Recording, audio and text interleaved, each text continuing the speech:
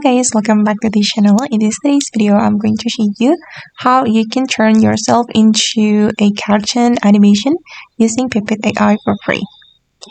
Okay, let's get into it guys. First of all, you need to visit the Pippit AI website. Once you visit the website, you can sign in with your Google account and you're going to go to the home menu and select image.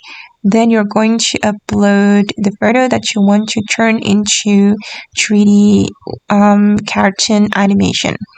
And I'm going to use this photo for example. And I'm going to add the prompt. Wait. Actually, you can add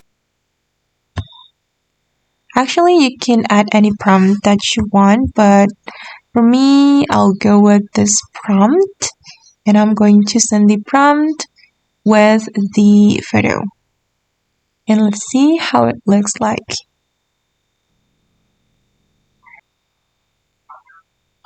Okay, and these are the results.